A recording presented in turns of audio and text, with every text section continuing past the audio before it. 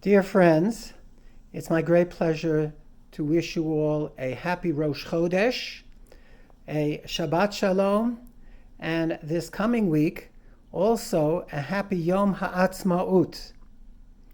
Rosh Chodesh is the day which comes once a month, the first day of the month, in which we jettison the baggage and bad habits which hold us back and prevent us from spiritual growth, and we refresh ourselves and we look forward to a bright future.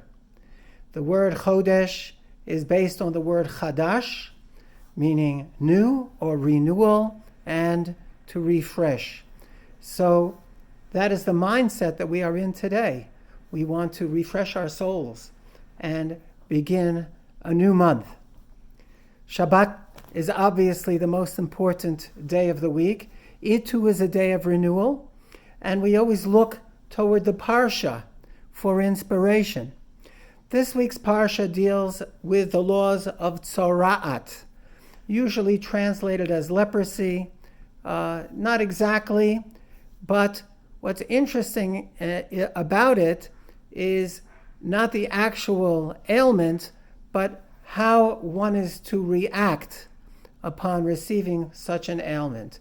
The rabbis all tell us that Tzora'at comes to us as a result of Lashon Hara, of evil gossip, or Sinat Chinam, general hatred of our fellow man, which gets us always into deep, deep trouble.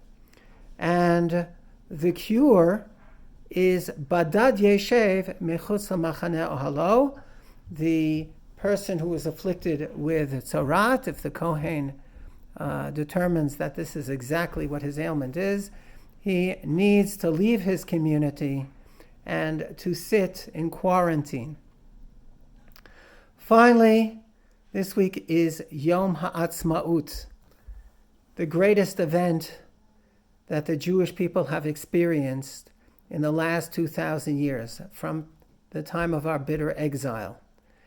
And Eretz Yisrael has been a salvation for many Jews around the world, and it is our hope and prayer that the Messianic age is right around the corner, and we will all be there together with the coming of Mashiach. Amen. Is there any connection between these three? Between Rosh Chodesh, between Parshat Mitzorah, Tazria Mitzorah, and the founding of the State of Israel? I believe there is. You see, the term badad, which we will modernly translate as quarantine, really can be a positive thing. If you recall the blessings of Bilam, the Gentile prophet of the nations, who was called by King Balak, who was brought in to curse the people of Israel, and we all know the story, that the curses came out beautiful blessings.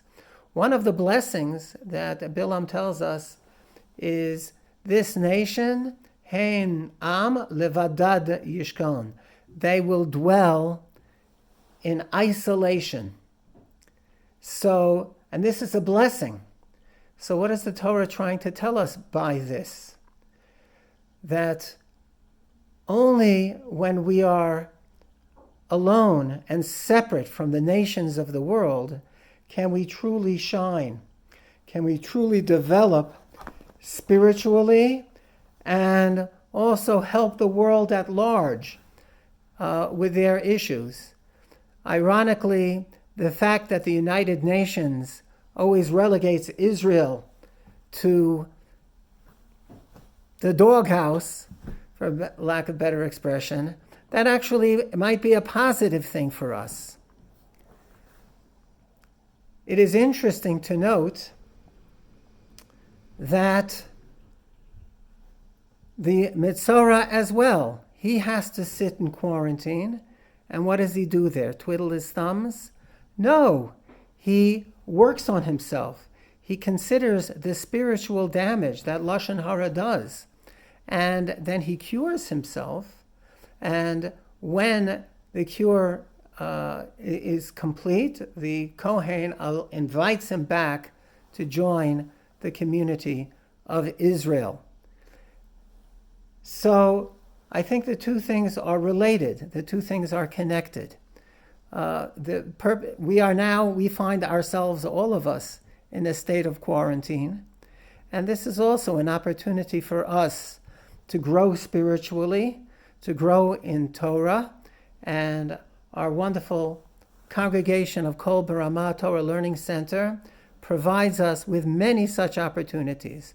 I ask you all to take advantage of them. May we soon shine out of our quarantine and return to our normal quotidian lives in a new, refreshed spirit of holiness and sanctity. Shabbat Shalom.